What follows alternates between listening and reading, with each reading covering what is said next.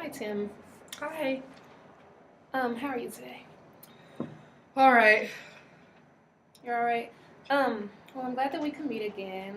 And I wanted to start off this session by first asking, do you have any questions about our last session or just any questions in general for me? No, I really liked last session, just having coming in and having someone to talk to. It was nice. Yeah. Okay. Well, the last time you were here, we just kind of discussed your problems with drinking and the ways that it has been affecting like different areas in your life. Mm-hmm. And you've already acknowledged that you feel like drinking is a problem for you and that you want to make changes to change that behavior. Is that right? Yes, but I've tried so many times that it just kind of seems impossible now. Mm-hmm. So it sounds like you're feeling just a little hopeless about it. I just, I feel like alcohol is just part of who I am, and that, I'm an alcoholic, and there's not really much I can do to change that. Mm-hmm. Well, last time we kind of touched on a goal that we wanted to set, and it was broad and it was kind of vague. We didn't get really specific with it, but we kind of just said that you would try to look for ways in your life that you could probably change your drinking behaviors or ways that you could cope with your problems or the stress that you feel in other ways. And I Mm-hmm. was just wondering if you were able to take steps to reach that goal in the past week. Well, I have been drinking the past week, so I would say that it's probably not going the best. But I mean, I do notice that when I drive home and I go past this certain road where I usually stop to get alcohol at this gas station, that if I don't turn on that road, then I'm usually okay until I get home. But I get a lot of anxiety and a lot of stress and a lot of triggers when I drive by that specific gas station. Mm-hmm. Well, it sounds to me like you are noticing that, um, well, you've acknowledged that drinking is a problem and you are noticing that there are things that trigger your drinking. So that's really Mm-hmm. good. And we can definitely start from there and just keep building on that. Because if you notice the triggers, then we could look for ways to change that if that's something that you want to do. Um, would that be something that you want to do? Yes. Mm-hmm. Sometimes it's hard to find a way around town to where I'm not near that gas station, though. And I'm just, how do you feel when you're going that route? Is there kind of a sense that you're just a lack of control or just this urge to drink? I guess it would be a lack of control and an urge, but I feel like nervous and excited. But am I going to get caught? Is somebody, in my A meeting going to be getting gas there, or my wife, or, you know, I don't know. But I'm also excited because I know that once I get in and get my alcohol, that I can start drinking and all of these feelings will kind of just melt away. So it sounds like you feel a range of different emotions Mm-hmm. when you're about to drink, and um, there's this sense that you want to drink because it will bring excitement and it'll make Mm-hmm. your problems go away. But at the same time, there's pressures from the people around you, like your family and the people in AA, where you don't want to drink. Is Right. that right? Yeah. So we touched on the pressures in your family a lot during our last session, and unless there's something else that you want to focus on specifically, I was thinking that we could just kind of go deeper into that. Okay. Okay, so can you tell me a little bit more about the relationship with your family, including your mother and your wife? Um, well, my wife is still pretty angry at me this week. She is really, really pushing me to go into a residential treatment center, a rehab, and I've been there, and those people aren't anything like me, and I don't want to go back to Mm-hmm. that. But I've been going to my A meetings, but she doesn't feel like they're helping me because I still continue to drink, which I don't know if I can argue with her there. I mean, yes, I like the group of guys and I have a great sponsor, but I mean, I still drink.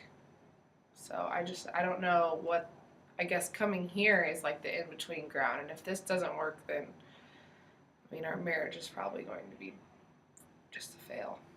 Yeah, that must be a hard thing to deal with, just knowing that something that important to you is on the line about whether you can change your behavior or not. And this is a big thing for you. I'm just afraid that even if I do figure this out, that our marriage like still won't be fixed because I've just hurt her so much. Can you tell me a little more about that? I mean, this has been going on for so many years, and I feel like I've put my family members, either my mom and my kids and my siblings and coworkers and everyone in my life through so much that I don't know if even if I do get better, if that will fix things. So it sounds like you're just feeling, um, you want to change, but you're just feeling a little hopeless about your ability to change, and you feel like you've done so much damage so far that Yes. you can't really fix what you've already done. Right. So how do you think we should go from here? So do you think that it's still worth trying to fix those things and mend those relationships?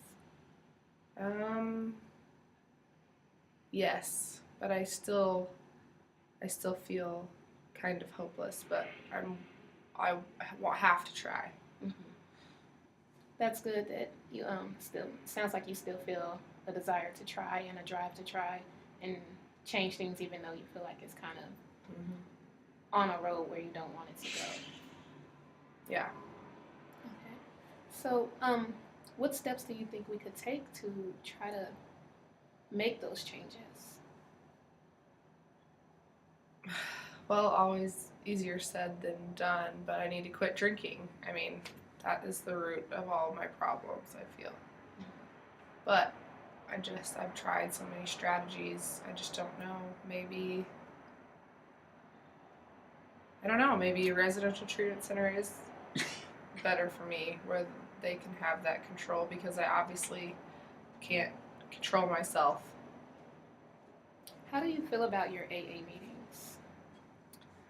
I feel good when I'm there, and I like it because I know people there and I have friends and they don't see me for just being an alcoholic because we all are, and so no one cares. So I like that I finally have like friends. Sounds like you're feeling open and accepted there. Yes, but as soon as I leave that meeting, all those feelings are kind of gone. Can you tell me a little more about that? Like how you feel when you leave? Why do you feel like all those feelings are gone? Because I'm putting back in my family and friend dynamic outside of AA. And there I just feel like, oh, I'm the drunkie that, no one cares about. Even in like my old group of friends before I had this drinking problem, I feel like they see me as that. Mm-hmm. So that makes me feel bad about myself, and then I drink, and then I feel worse about myself. Mm-hmm. Well, that has to be a hard thing to deal with, just you wanting to make the steps to change, but feeling like you're kind of stuck in this identity that you've of your past, and just feeling like you can't change because, and it's almost like those things lead you to drink more, and it's kind of like a cycle that just continues. So, how do you think we could work to change that?